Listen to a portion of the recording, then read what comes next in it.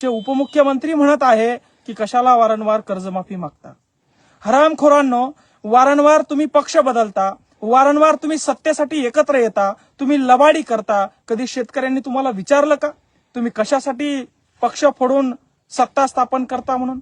वारंवार तुम्ही उपमुख्यमंत्री होता, वारंवार तुमच्या पिढ्यांना, तुमच्या लेकरांना, तुमच्या मुलाबाळांना तुम्ही सत्तेमध्ये उतरवता। आम्ही तुम्हाला विचारलं का तुम्ही कशासाठी राजकारण करताय म्हणून? तुम्ही आमच्या 70,000 कोटी खाल्ले, तुम्ही आमच्या तळ्यात मुतले, तुम्ही तुमचे घर भरून घेतले, आता तुम्ही म्हातारे झाले, तुमच्या डोक्यावरचे केस गेले आणि आता तुम्ही आम्हाला ब्रह्मज्ञान सांगताय का की कशाला वारंवार कर्जमाफी मागता म्हणून? तुम्हाला काही नैतिक अधिकार नाही त्या पदावर बसण्याचा। जर तुम्हाला शेतकऱ्याच्या भावना कळत नसेल, शेतकरी आत्महत्या करण्याच्या मानसिकतेमध्ये, अशा वेळी लबाड लांडग्यांनो, हरामखोरांनो, शेतकऱ्याच्या बाजूने उभं राहण्यापेक्षा कशाला वारंवार कर्जमाफी मागता म्हणून ओरडता? नालायक हो, लाज वाटली पाहिजे। संध्याकाळी जेवण करता का गू खाता रे तुम्ही? हरामखोरांनो, तुम्हाला लाज कशी वाटत नाही? शेतकऱ्यांना म्हणता कशाला वारंवार या ठिकाणी कर्जमाफी मागता म्हणून?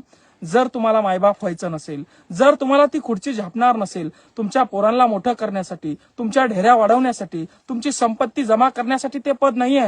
डॉक्टर बाबासाहेब आंबेडकरांनी, छत्रपती शिवाजी महाराजांनी हा महाराष्ट्र उभा केलाय। स्वतःचं रक्त सांडून आमच्या मावळ्यांनी या ठिकाणी या महाराष्ट्रामध्ये स्वराज्य निर्माण केलंय आणि या स्वराज्यामध्ये तुमच्यासारखे लबाड लोक एकत्र येऊन आमच्यावर शासन करणार असाल आणि आम्ही जेव्हा डबघाईला येतो, आम्ही जेव्हा संकटात सापडतो, तुमच्याकडे जेव्हा मदत मागतो, त्यावेळी तुम्ही कशाला वारंवार मागता म्हणून असं सांगणार असाल तर नालायक हो, तुमची आम्हाला गरज नाही। आणि त्याच्यामध्ये आयते खाणारे तुम्ही, भाडकं आमच्या टॅक्सवर जगणारे तुम्ही कशाला वारंवार कर्जमाफी मागता असं म्हणणार असाल तर तुमचं थोबाड फोडल्याशिवाय आम्ही राहणार नाही, लक्षात ठेवा।